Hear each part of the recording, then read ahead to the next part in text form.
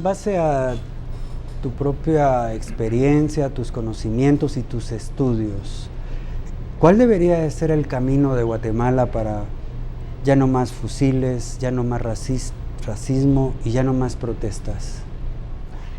El camino, Haroldo, es instituir una verdadera democracia. Es muy sencillo. Es muy sencillo, es instituir una verdadera democracia. Pero, ¿qué es democracia? ¿Acaso lo que se nos ha enseñado, ese ritual electoral de ir cada 4 años a votar y aplaudir a un ganador, es eso democracia? No, eso no es democracia. Las elecciones no son todo en democracia, como el mercado tampoco es todo en economía. Guatemala va a trascender el dramático estado en que se encuentra cuando instituyamos una verdadera democracia. ¿Y qué significa eso? Significa que en Guatemala tiene que haber un gobierno, llamémosle un Estado, respetado, un Estado que se constituya a partir de intereses colectivos y no solo sectoriales. Como esto no se entiende mucho, Haroldo, yo puedo ponerte un ejemplo. Guatemala es un gran barco. En la cubierta van los que se benefician del modelo económico, disfrutando del sol, disfrutando de buenos martinis, con lindas piscinas y viendo el cielo.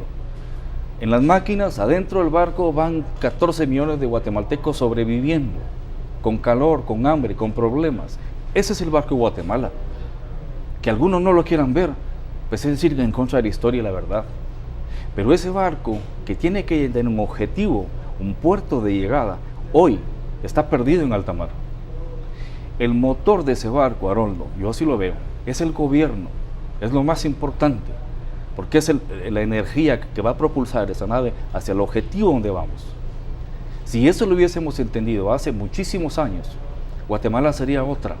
Básicamente, si se hubiese respetado el tránsito que traía la Revolución de Octubre, que sí la siguieron otros países, como Costa Rica, por ejemplo, con don Pepe Figueres. Aquí se abortó, y esos son los resultados que hoy tenemos: conflicto, fusiles, racismo. Ese motor de ese barco, que no debería pertenecerle a nadie más que al barco, debería ser cuidado por todos, preocuparnos de que esté funcionando bien. La lógica aquí ha sido una lógica perversa, es ver quién se apodera del motor, quién lo desarma, quién lo desguaja, quién se lleva las mejores partes de ese motor para que me sirva a mí. El resultado es este: un barco perdido en alta mar como es Guatemala hoy, sin futuro, sin vectores, conflictivo, un país que no le es útil en estas circunstancias a nadie, porque hasta los que van en la cubierta ya se empezaron a preocupar de que el barco no va por buena ruta. Ya no se puede hacer inversiones en muchas partes de Guatemala, y hablo de los grupos fácticos de poder económico de Guatemala, ya no las pueden hacer porque el crimen organizado los corrió. No pueden entrar a las áreas marginales, a áreas de clase media, por ejemplo, porque ahí la extorsión, otra forma de operación mercantilista, los ha expulsado. La competencia internacional vino y también los desplazó. Es decir, si analizamos fríamente Guatemala desde una perspectiva objetiva, realista y valiente, que es lo que se le debe pedir a estos sectores de poder, nos vamos a dar cuenta que Guatemala es inviable en este momento. Ese es el momento. Entonces, ¿cómo cambiar Guatemala? Cuando tengamos un barco que tenga un buen motor y que entiendan todos, desde los más poderosos hasta los más humildes, de que ese barco no le pertenece a nadie y que debe ser la mejor tripulación la que debemos escoger para que dirija ese barco. No la tripulación de mis amigos, que no saben absolutamente nada de lo que es la ciencia náutica, por ejemplo. Ahí el barco está como está. Es decir, yo puedo llevar, te voy a poner un ejemplo. En este libro yo trato, por ejemplo, la transición política en España, la transición política en Chile y la transición política en Argentina. Lo hice para comparar qué había pasado con esas transiciones y la transición política hacia la democracia en Guatemala del 86 a la fecha. Hay muchas cosas ricas que se pueden ver en ello. Así como puedo ver yo la realidad de Guatemala, aunque eso se tipifique como una visión de izquierda, yo puedo también ver cosas buenas según un dictador como era Franco. Aprendí de mis maestros en España muchísimas cosas de Franco, que era un dictador de derecha. Cuando él gobernó España con los mejores ministros que pudo. Te iba a buscar a tu casa y te decía: disculpe, don Haroldo, usted no es de mi proyecto político, usted no piensa como yo, pero hoy por hoy España necesita el mejor académico en pedagogía, en educación, y usted lo es.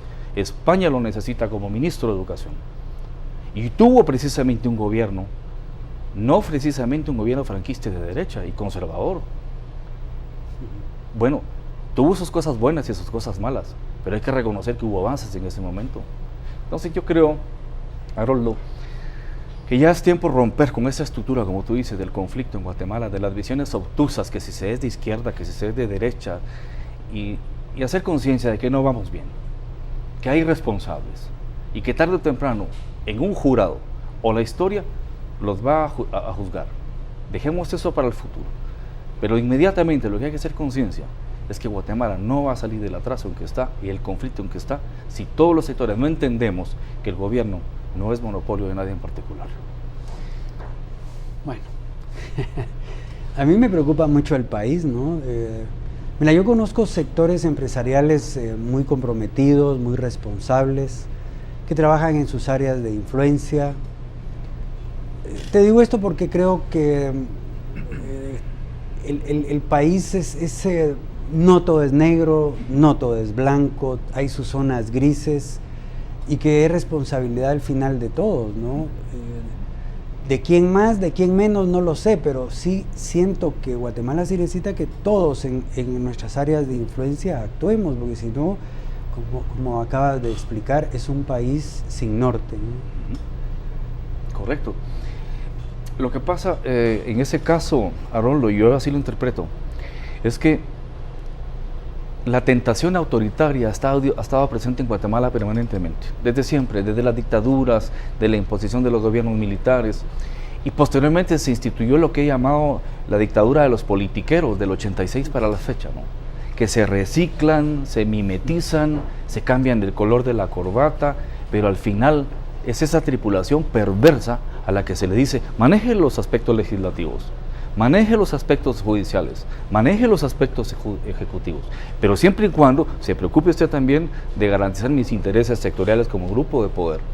Ese es el error, porque el abandono de la cuestión social, hoy lo estamos viendo, el tema de la educación. ¿En qué país se puede aceptar, Haroldo, que las escuelas públicas sufran extorsiones? ¿En qué país? Y somos indolentes, las autoridades como que no se percataron de ello, a mucha gente eso no le preocupa, entonces hemos llegado a un momento de anomia, de irresponsabilidad colectiva tremenda.